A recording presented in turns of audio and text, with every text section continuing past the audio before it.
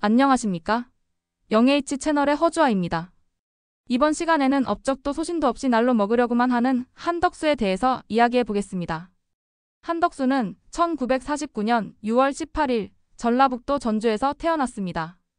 대한제국 시절 중추원 의관을 지낸 할아버지 한규철의 가문에서 태어난 그는 어릴 때부터 엘리트 코스를 밟았습니다. 9남매 중 6번째로 태어났지만 뛰어난 학업 능력으로 경기고등학교를 거쳐 서울대학교 상가대학 경제학과에 진학했습니다. 그는 대학 재학 중이던 1970년 불과 21세의 나이에 행정고등고시에 합격하는 성과를 이루었고 이듬해 서울대학교 졸업 시에는 대법원 장상을 수상하며 학업적 우수성을 인정받았습니다. 그러나 한덕수의 초기 관료 경력은 군 복무로 인해 잠시 중단됩니다. 1971년 관세청 사무관으로 일하다가 군에 입대해 1974년까지 육군 병장으로 복무한 후 전역했습니다. 이후 그는 경제기획원에서 근무하며 본격적인 관료 생활을 시작했습니다.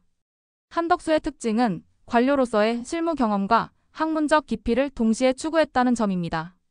1977년에는 하버드 대학교 대학원에 유학하여 1979년 경제학 석사학위를 취득했으며 1982년부터 1984년까지 다시 하버드 대학교에서 공부하여 경제학 박사학위까지 받았습니다. 이러한 학문적 배경은 그가 한국 경제 정책의 핵심 인물로 성장하는 데 중요한 밑거름이 되었습니다. 박사학위 취득 후 상공부로 돌아온 한덕수는 여러 요직을 거치며 경제관료로서 능력을 인정받았습니다. 특히 1990년 산업정책국장 시절에는 공업발전법을 만드는 데 기여하며 한국 산업 발전의 법적 기반을 다지는 데 일조했습니다. 한덕수의 정치적 유연성이 돋보인 것은 여러 정부를 넘나들며 요직을 맡았다는 점입니다.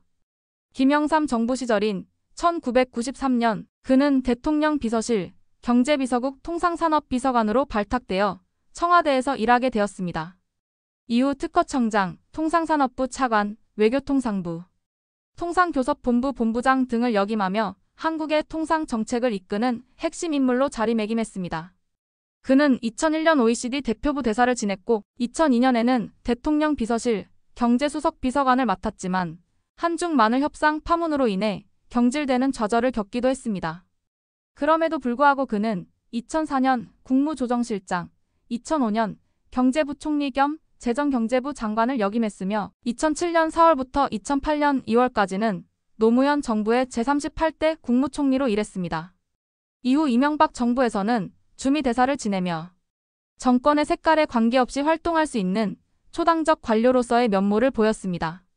한덕수는 2022년 5월 윤석열 정부의 제48대 국무총리로 임명되었습니다.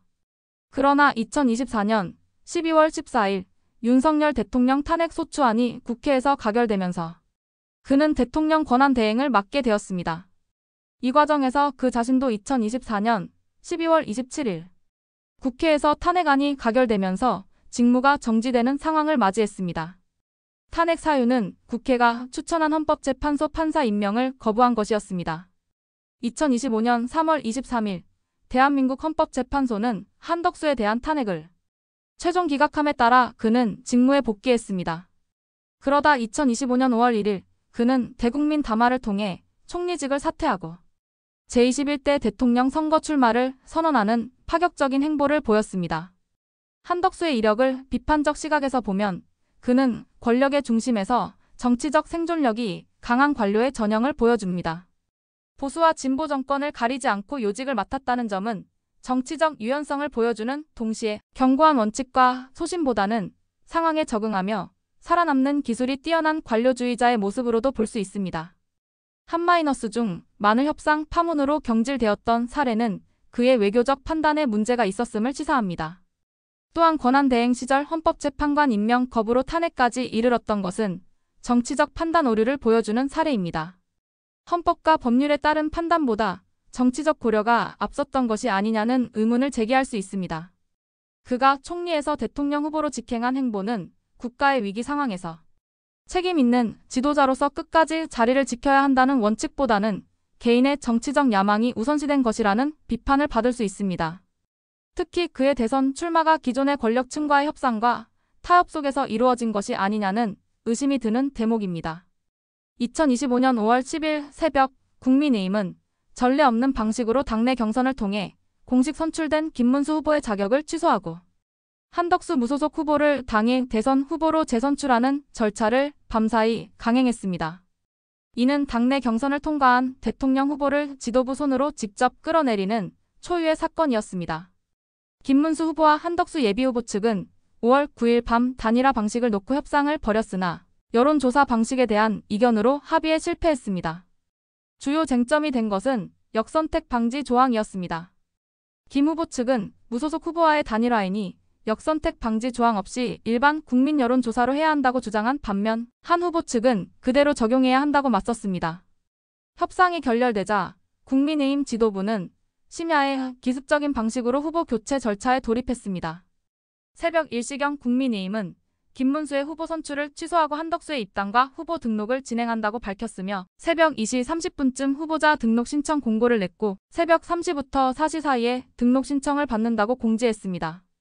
이렇게 한밤중에 진행된 절차는 공정성과 투명성 측면에서 심각한 결함을 드러냈습니다. 국민의힘은 이 과정이 당원 제74조 2 및 대통령 후보자 선출 규정 제29조 등에 따라 진행되었다고 주장했지만 이는 당내 민주주의를 훼손하는 부당한 절차였다는 비판을 피할 수 없습니다. 상당한 이유가 있을 때에는 비대위 의결로 바꿀 수 있다는 당원이 근거가 됐다고 하지만 이는 정당 내 민주주의의 근간을 흔드는 위험한 조항의 남용으로 볼 수 있습니다. 이 과정에서 김문수 캠프의 김재원 전 국민의힘 최고위원은 뭘 일임했다는 겁니까? 전 국민을 상대로 거짓말만 하고 당 지도부가 김문수 후보 끌어내리고 한덕수 후보로 대체하려는 이 작업을 진행 중인데 저희들이 붕괴하지 않겠습니까? 라고 강하게 비판했습니다. 당내에서도 선출되지 않은 비대위가 선출된 후보를 무력화하겠다는 것이 민주적 절차냐라는 비판이 잇따랐으며 친한계인 조경태 의원은 페이스북에서 이는 명백히 대국민 사기극이며 쿠데타라고 강하게 비판했습니다. 한덕수가 국민의힘 대선 후보가 된 과정은 여러 면에서 문제점을 드러냅니다. 첫째, 절차적 정당성의 심각한 결함입니다.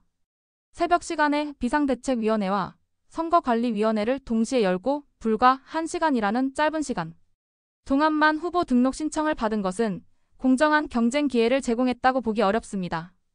이는 민주적 절차를 형식적으로만 따르고 실질적으로는 이미 결정된 결과를 추인하는 과정에 불과했습니다. 둘째, 여론조사 결과의 선택적 해석입니다. 5월 9일 한국갤럽이 발표한 여론조사에서 한덕수 55%, 김문수 27%라는 결과를 근거로 후보 교체의 정당성을 확보하려 했으나 김문수는 2월부터 4월까지 진행된 대부분의 선호도 여론조사에서 보수 진영 후보 중 1위였다는 사실은 무시했습니다. 한덕수의 일시적인 인기 상승이 당내 민주적 절차를 무시할 근거가 될 수는 없습니다. 셋째, 정당 내 민주주의의 훼손입니다. 당원들이 선택한 후보를 당 지도부가 일방적으로 교체한 것은 정당 내 민주주의의 근본을 훼손하는 행위입니다. 이는 정당을 지도부의 사유물로 전락시키고 당원들의 의사를 무시하는 권위주의적 행태입니다. 넷째, 정치적 거래 의혹입니다. 밤새 진행된 기습적인 후보 교체 과정은 은밀한 정치적 거래가 있었을 가능성을 배제할 수 없게 합니다. 한덕수가 윤석열 정부의 국무총리였고 탄핵 이후 권한대행으로 활동한 점을 고려하면 기존 권력층과의 연속성을 유지하기 위한 정치적 합의가 있었을 수 있다는 의구심이 드는 대목입니다. 한덕수가 국민의힘 대선 후보가 된 과정은 한국 정치의 어두운 단면을 보여줍니다. 당내 경선을 통해 정당하게 선출된 후보를 밤사이 기습적으로 교체한 것은 정당 정치의 근간을 흔드는 행위로 정치적 편의에 따라 민주적 절차를 무시한 부끄러운 사례로 역사에 기록될 것입니다. 그의 파란만장한 정치 인생과 관료 경력은 분명 단점만큼 강점도 가지고 있습니다. 하버드 박사로서의 전문성과 여러 정부를 거치며 쌓은 행정 경험은 그를 자격 있는 정치인으로 만들 수 있는 요소입니다. 하지만 그가 국민의힘 대선 후보로 등재된 과정은 그의 자질이나 능력보다는 정치적 편의와 비민주적 절차에 기반했다는 점에서 그의 후보자로서의 정당성에 심각한 의문을 제기합니다. 한덕수의 대선 출마는 개인의 야망과 정치적 생존 본능에서 비롯된 것일 수 있으며 그 과정에서 보여준 국민의힘의 행태는 당내 민주주의와 정당 정치의 근본 가치를 훼손했습니다. 이는 단기적인 선거 승리를 위해 정당의 신뢰성과 민주적 가치를 희생시키는 위험한 선례를 남겼으며 한국 정치사에서 정당 내 민주주의의 취약성을 극명하게 보여주는 사례로 평가될 것입니다. 이상 영예이치 채널의 허주아였습니다. 구독과 좋아요, 댓글은 저에게 큰 힘이 됩니다. 감사합니다.